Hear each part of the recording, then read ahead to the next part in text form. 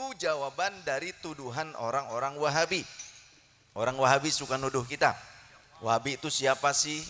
Wahabi itu gambarannya, cirinya, gampangannya gini.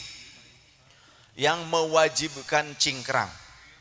Kalau enggak cingkrang, ente masuk neraka. Itu ya.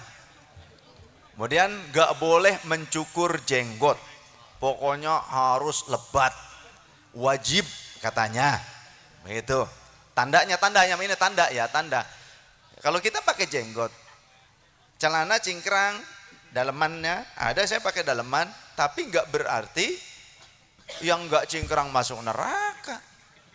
Kayak yang tahu aja, emang lu udah pernah ngelihat apa? Terus memahaminya dari dalil, kan ada dalilnya. Ya, yang di bawah mata kaki itu masuk neraka. Jangan cuma satu dalil. Karena ketika Rasul berkata demikian, sahabat Abu Bakar datang, ya Rasulullah, inna ahada syiqqai latastarkhi. Sesungguhnya salah satu atau sebagian dari pakaianku, sarungku itu menjulur ke bawah. Bagaimana ya Rasul, apa aku juga akan menjadi ahli neraka? Ya Abu Bakrin, innaka, sesungguhnya engkau tidak melakukannya karena sombong, bataran, bukan karena kesombongan. Jadi Rasul SAW di dalam beberapa riwayat yang lain membuat ilat, penjelasan qarinah tertentu, karena sesungguhnya itu adalah khuyala'a au bataran. Jadi yang suka menjulurkan pakaian sampai ke bawah, bahkan ngangsar ke tanah, itu biasanya orang-orang yang menyombongkan kedudukan mereka di tengah-tengah masyarakat, status sosial mereka. Jadi orang-orang zaman dulu masih sampai sekarang juga terlihat, ya, kalau raja pembesar itu pakaiannya tuh sampai menjulur, bahkan sampai ada yang seperti ekor panjang. Itu menunjukkan kasta, status sosial mereka. Nah, kesombongan inilah yang menjadi garis besarnya, ya, khuyala'a au batara, sombong. Kalau ternyata buktinya sahabat Abu Bakar datang bertanya, ya Rasulullah, apakah aku juga termasuk orang yang akan masuk neraka? Kata Rasul, tidak wahai Abu Bakrin, karena engkau tidak melakukannya karena kesombongan. Nah, titik beratnya ada di dalam kesombongan. Kalau cuma pakai pakaian kemudian tujuannya sombong masuk neraka, apalagi kesombongan dengan maksiat. Sudah maksiat, ngelawan syariat, ngaku turunan Nabi, berarti menjelek-jelekan nama baik keluarga Nabi dengan akhlaknya yang buruk, dengan penyelisihannya terhadap syariat, maka tentu ini lebih sombong. Karena apa? Allah tidak akan mengadab kami karena kami turunan Nabi. Pret, cuma turunan loh, gitu kan? Itu pun kalau benar, kalau enggak kita enggak tahu. Wallahu a'lam. Karena banyak sekarang kok yang dapat paspor nasab itu dari beli, ada. Saya punya jamaah namanya Sutardi, wajahnya kebetulan masih ada kekerabatan. Kebetulan wajahnya Arab banget. Kita manggilnya Kang Nande. Mungkin di sini juga ada yang kenal ya. Ada. Sutardi Nande itu wajahnya Arab banget. Pernah ditawari oleh habaib, ya, enggak saya sebutkan nama Abdullahnya ya. Itu ya, ceplosan ya. Ditawari gitu ya. Yang nawarinya jangan disebutkan nama Abdullah, atasnya jangan. Dek, ente mah Arab katanya. Ente mah wajahnya udah pas nih, punya modal wajahnya Arab. Bahkan lebih Arab dari anak nih katanya. Ente kalau mau bisa dapat paspor nasab deh dari Robito katanya. Kata dia nih. Terus gratis gitu Bib? Enggak. Bayar atuh katanya. Berapa? Ditawarinya 30 juta. Boleh cross check. Ya, ada di Facebook itu. Kang Nande Sutardi Betex itu disebutnya. Itu jamaah saya. Ditawari 30 juta. Kemudian wah Beb, mahal banget itu. Akhirnya turun dikurangi sampai mentok-mentok di 7 juta. Ya udahlah, 7 juta. Enggak apa-apa, Dek. Tapi jangan di bawah itu, nggak bisa deh katanya. Ayo nanti Anda bawa ke Bogor katanya gitu. Ayo ke Jakarta apa ke Bogor, malu pak saya. Pokoknya kata mereka seperti itu. Tapi enggak lah Bib katanya. Buat apa? Nanti ini nanti apa naik stratanya. Jadi memang itu apa ya? Menjadi sebuah modal untuk cari duit ya. Betul ya? Dan ini banyak terjadi, bukan cuma murid saya yang satu ini saja. Ini pengakuan asli, boleh di cross check. Dan orang yang menawarinya itu masih hidup. Dan tinggal di Karawang juga. Aslinya bukan orang Karawang, tapi dia tinggal di Karawang orangnya. Nah, ketika belum lama ini, pekan lalu, Kang Sutardi ketemu lagi dengan orang tersebut malunya minta ampun katanya. Ya karena seperti itulah. Jadi memang buat nyari-nyari duit sekarang. Sekarang beginilah. Mau turunan siapa, bahkan mau turunan Fir'aun, turunan Abu Jahal, tapi orang itu mukmin, muslim, takwa, soleh, dan berilmu, apalagi alim, dan akidahnya Ahlus Sunnah wal Jamaah. Meskipun turunan Fir'aun, kalau dia muslim, mukmin, takwa, soleh, alim, benar akidahnya Ahlus Sunnah wal Jamaah, ikuti dia, karena dia bernasab kepada Rasul dengan ilmunya. Al-ulama warasatul anbiya. Awas hati-hati. Ini kejadian nyata, saya punya sahabat di Cikarang. Ini murid-muridnya ada yang di sini juga nih. NU banget, kayak NU orang Cirebon aslinya, kayak Amrin Al-Maghfurlah. Punya murid ya. Itu ya habaib. Kemudian ngaji di kayak Amrin. Pada saat kemudian bikin majelisnya juga bukan ngaji kitab, karena nggak bener ngaji kitabnya nggak bisain, cuma ratib. Tapi masya Allah, pada saat datang ke Kayak Amrin yang suruh cium tangan, goyoknya seperti guru kepada murid, padahal murid kepada guru, goyoknya sudah seperti guru kepada murid. Kejadian nyata, wallahi demi Allah juga, saya dipanggil oleh seorang ulama punya pesantren di Subang, dekat dengan Lanud, Arhanud, ya, dengan tempat tentara angkatan udara di Subang. Nah kebetulan saya menyampaikan tentang syariat ini, dan kiai setelah selesai saya ngaji, makanya saya kalau disuruh makan sebelum ngaji saya biasanya nggak mau. Jadi setelah ngaji saja, supaya fokus saja ngaji, karena saya fokusnya ngaji. Bereslah ngaji, dibawa ke rumahnya, makan. Saat makan itu kiai bilang begini, Sayyidi benar, dan beliau itu salah satu dari anggota lembaga Bahsul Masail NU Jawa Barat, ulama. Benar Sayyidi, apa yang jenengan tadi sampaikan itu kejadian di sini. Maksudnya gimana? Saya punya santri habaib. Tadi itu sore orang tuanya ada satu rombongan datang kemari. Nah, pas Banser, teman-teman Banser ngasih tahu Sayyidi sudah ada di Arhanud. Oh, mereka langsung bergegas pulang. Sieun juga nama ya, wedian anak apa grandong. Ya, anak buah mak lampir kia-kia. Lawas kula ning Cirebon gitu kan. Kan di Cirebon gitu kan. Di gunung dulu, di Kuningan juga, di atas gunung, di Gunung Sari saya dulu pernah. Jadi kemudian terus kenapa? Iya ya seperti itulah. Bahkan bicaranya mohon maaf katanya, antum katanya Habib palsu. Habib palsu. Saya ini bukan Habib, saya ini Syarif, saya ini Sayyid. Ya, saya bukan Habib, saya Sayyid, saya Syarif. Leluhur saya ada Syarif Abdurrahman Al-Hasani, ada Syarif Hidayatullah Al-Husaini. Leluhur saya pancer dari kakek dan nenek saya bermuara ke ayah saya Al-Hasanain. Saya bukan Habib, saya ini Sayyid Syarif gitu.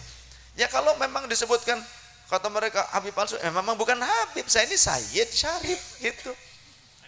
Jadi nggak ada hubungannya, nggak ada urusan gitu. Nah kemudian kenapa emang? Ya begitulah. Terus mereka ke panjenengan Kiai, ke Pangarsa mau ngapain? Biasa malakin, minta ini minta itu. Anaknya juga yang dititipin di sini jadi santri itu juga pernah malak saya. Astagfirullah. Gimana? Suatu ketika saya keluar dari masjid pakai kain sarung BHS. Itu anaknya yang mondok di saya di sini, mondok di situ santri. Bilang, "Kiai, ya Bib, itu saya pengen sarungnya Kiai," katanya. "Sarung yang mana Bib, yang ini?" "Iya, yang dipakai," katanya. "Jangan yang ini Mas sudah dipakai, ada di rumah yang baru. Yuk ke rumah saja." "Enggak mau Kiai, pengen yang itu." Harus dilepaskan. Untung kiainya pakai celana komprang kayak saya. Kalau enggak kan pating gobal gabel. Ini saya berani sumpah wallahi, ya, nyata. Sebetulnya jangan diumbar sumpah itu, tapi ini harus menjelaskan bahwa ini nyata. Untungnya sudah selesai. Kalau tadi ketemu tak gaplokin langsung. Oh, saya mah begitu. Masa bodoh. Jadi jangan dikira karena ketegasan saya ini seolah-olah ada tendensi benci apa. Bukan. Saya ingin meluruskan syariat. Saya ingin memperjuangkan syariat yang disesatkan, yang diacak-acak, yang dirubah-rubah. Ayat Quran sama seperti Wahabi menggunakan surah An-Najm ayat 39, wa allaisa lil insani illa ma sa'a, sebagai dalil untuk mengingkari sampainya pahala amal soleh dari orang yang masih hidup, yang melakukan amal soleh dihadiahkan pahalanya kepada yang telah meninggal. Menggunakan ayat ini, ayat ke-39 surah An-Najm. Wahabi juga sama seperti itu, menggunakan dalil tapi untuk menyesatkan. Apakah benar wa allaisa lil insani illa ma sa'a surah An-Najm ayat 39 adalah pengingkaran atau pernyataan bahwa orang yang mati tidak mendapatkan hadiah pahala amal soleh dari yang hidup? Apakah benar seperti demikian? Kiai NU itu alim-alim luar biasa. Saya mas santri. Jangan anggap saya ulama, jangan anggap saya kiai. Saya ini santri. Santri. Jadi kalau manggil saya Kang Santri nggak apa-apa. Saya senang karena berarti saya masih tetap ngaji. Saya punya guru. Berarti saya ini santri, punya guru. Guru saya ulama. Ya, banyak guru-guru saya ulama. Ada mursyid Maulana Syekh Hisham Al-Qabbani, dan alhamdulillah tandus bin nikmah saya mendapatkan otoritas penuh dari beliau untuk menyebarluaskan pengajaran thariqah yang berkesesuaian dengan syariatul Islam Ahlussunnah wal Jamaah, thariqah Naqsyabandiyah Aliyah. Kemudian juga ada Syekh Amin Jilani dari Libanon memberikan otoritas penuh kepada saya untuk menyebarluaskan thariqah Qadiriyah Jailaniyah. Ada juga dari kakek saya sendiri Kubrawiyah. Kakek saya, adiknya nenek, Sayyid Tubagus Muhammad Bahrum, dari ayahnya Sayyid Tubagus Muhammad Mansur, dari gurunya yang tak lain adalah ayah dari kakek kandung saya, dari Sayyid Ahmad Zakaria yang menjadi pengajar di Masjidil Haram. Di antara muridnya Sayyid Ahmad Zakaria adalah Syekh Yasin Al-Fadani, Kiai Haji Bishri Sansuri, buyutnya, kakek buyutnya Caimin, ya, Gus Ami, dan juga kakeknya Gus Dur dari pihak ibu. Itu dulu ketika di Mekah diantaranya ngaji kepada eyang saya. Nah, itu saya dapat thariqahnya Kubrawiyah. Kemudian ada thariqah Anfasiyah. Ada juga yang lain seperti Dalailul Khairat. Itu juga thariqah sama.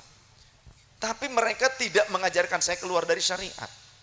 Ada di Babakan Ciwaringin, saya punya guru ahli ilmu gramatika Arab, nahwu sorof, mantek, balaghah, Kiai Asmawi, masih hidup sekarang. Guru saya di Babakan Ciwaringin. Saya 5 tahun di Babakan Ciwaringin. Kemudian mursyid thariqah Qadiriyah wa Naqsyabandiyah di Gunung Jati, Syekh Abdullah Qasim, dari ayahnya Syekh Zainal Abidin, dari ayahnya lagi Syekh Tolha bin Tolabuddin, dari gurunya Syekh Ahmad Khatib bin Abdul Ghaffar Syambas yang menjadi imam di Masjidil Haram, orang Kalimantan, Syambas, kakaknya kerajaan Mempawah. Jadi bersambung sanad ilmunya dan semuanya tidak keluar dari syariat. Nah, sekarang ada orang ngaku-ngaku berthariqah Qadiriyah Naqsyabandiyah, ngaku-ngaku jadi mursyid, tapi pernyataannya aneh. Pernyataannya aneh. Rocky Gerung disebut Rasulullah. Anies Baswedan disebut Imam Mahdi. Ini sudah melanggar. Ini bertentangan dengan syariat. Lawang di dalam hadisnya Imam Mahdi itu namanya sama dengan namaku, nama bapaknya sama dengan nama bapakku. Lah sekarang Anies Baswedan yang ngarannya guys beda. Kemudian ada yang menganggapnya itu wali, orang tersebut wali, kacrut. Sholat kalau tidak pakai peci merah putih tidak sah sholatnya, harus diulang. Dari mana syariatnya ini? Saya bersanad dalam thariqah Qadiriyah Naqsyabandiyah sampai ke Syekh Tolha, karena kalau dia mengaku dari Abah Anom, Abah Sohibul Wafa Tajul Arifin, dari ayahnya Abah Mubarak dari Syekh Tolha, saya dari Syekh Abdul Qasim, dari Syekh Zainal Abidin, dari Syekh Tolha. Bersanad Thariqah Qadiriyah Naksabandiyah. Tidak ada ajaran seperti itu. Tidak ada ajaran seperti itu, fatwa seperti itu. Kemudian bejakeun ka Imam Masjidil Haram. Katakan kepada Imam Masjidil Haram, kata orang tersebut, kalau belum ketemu dengan saya, ketemu dengan orang ini, belum Islam katanya. Goblok bener kan begitu? Ini sesat, mohon maaf. Jangan diikuti. Gak usah terlena dengan kata-kata terbuai dengan wali palsu banyak di akhir zaman. Jangan lihat karena saktinya, karena banyak jamaahnya, karena viralnya. Ah, ini kesalahan orang Islam sekarang. Mengambil guru tuh kadang karena viralnya. Jenengan ngambil saya jangan karena viralnya. Jenengan ngambil saya, belajar kepada saya, mengambil ilmu dari saya jangan karena saya katanya turunan Rasul. Jangan karena itu, tapi karena apa yang saya ajarkan sesuai dengan Al-Quran dan Sunnah Rasul, dengan athar sahabat, dengan kalam salafun saleh, sesuai dengan akidah Ahlus Sunnah wal Jamaah, sesuai sanadnya. Betul tidak? Karena ajaran saya benar.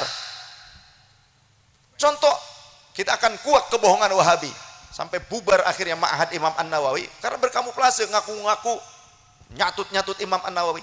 Termasuk saya juga dipanggil oleh ulama di Riau, diperlihatkan ini katanya, ini luas banget area. Mereka bikin ma'had lagi namanya Imam An-Nawawi. Di Karawang sudah bubar, ganti nama, di Riau mereka bikin gede. Sekarang gini, mereka selalu mencatut-catut, termasuk awas hati-hati ya, di Brebes tadi Ma'had Asy-Syafi'iyah, kemudian juga ada Ma'had Imam Ibnu Hajar di Surabaya. Mereka juga bikin percetakan Maktabah Imam Syafi'i, padahal Wahabi, Imam Wahabi itu. Benarkah kalimat wa an laisa lil insani illa ma sa'a, surah An-Najm ayat 39 itu adalah pengingkaran atas sampainya pahala dari orang yang masih hidup, yang amal solehnya dihadiahkan kepada yang telah wafat. Apakah seperti itu? Ulama NU sangat detail. Ulama Ahlus Sunnah sangat detail. Di mana huruf pertama itu adalah huruf waw. Huruf waw harfu atfin, tergantung ma'tuf alaihnya.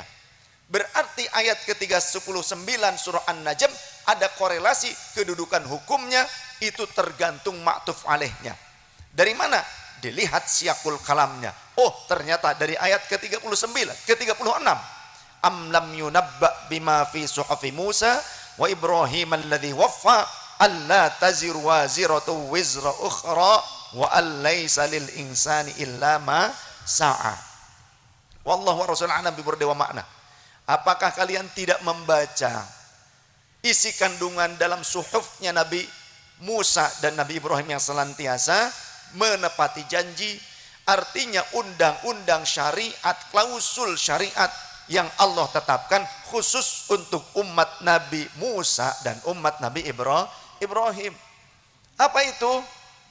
Seseorang alla taziru waziratu wizra ukhra, tidak menanggung dosa orang lain. Wa allaysa lil insani illa ma sa'a, dan seseorang tidak mendapatkan reward pahala dari orang lain. Ini ketetapan syariat untuk umat Nabi Musa dan umat Nabi Ibrahim. Tidak berlaku untuk umat Nabi Muhammad. Kalau ada yang berkata ini kan Quran, Quran kan kitab suci umat Islam, betul. Tapi tidak semua ayat Quran adalah hukum yang berlaku untuk umat Nabi Muhammad. Karena ada istilah nasikh mansukh, ilmu nasikh mansukh, mansukhul ayah bil ayah, mansukhul ayah bis sunnah, mansukhul sunnah bis sunnah, mansukhul sunnah bil ayah. Harus dipelajari. Karena ayat tersebut sudah dinasakh dengan ayat yang lain. Contoh dalam surah At-Tur ayat 21. Walladzina amanu wattaba'athum dzurriyyatuhum biimanin alhaqna bihim dzurriyyatahum wama alatnahum min amalihim min syai' kullu imri'in bima kasaba rahin. Menasakh. Kemudian juga dinasakh dengan sunnah. Ayat dinasakh kedudukan hukumnya meskipun kalimatnya masih ada dalam Al-Quran dan masih dibaca, tapi kedudukan hukumnya, substansinya telah dihapus oleh hadits. Mana? Dalam hadits yang sahih, jaa rajulun ilan nabiyyi sallallahu alaihi wasallam, datang seorang laki-laki kepada baginda Nabi, kemudian faqala, ia bertanya, ya Rasulullah, Inna ummi qad uftulitat nafsuha. Sesungguhnya ibuku telah wafat, afa yang fauha in tasaddaqtu anha, apakah bermanfaat jika aku bersedekah atas nama almarhumah ibuku? Faqala, Nabi menjawab, na'am, ya bermanfaat. Fa inna li makhrafan, karena sungguhnya aku punya sebidang kebun ya Rasul, bukan warisan dari ibuku tapi hasil kinerjaku sendiri. Fa ushiduka anni qad tasaddaqtu anha, maka aku mohon saksikan saat ini pula aku sedekahkan kebunku atas nama almarhumah ibuku. Hadza haditsun sahihun, berarti ini dasar di mana sedekah yang dilakukan oleh orang masih hidup dihadiahkan pahalanya kepada orang telah meninggal, ini bermanfaat dan sampai kepada orang telah meninggal. Kalau nggak percaya silahkan mati duluan. Engkau tak kirim Fatihah. Ya, tuman kok.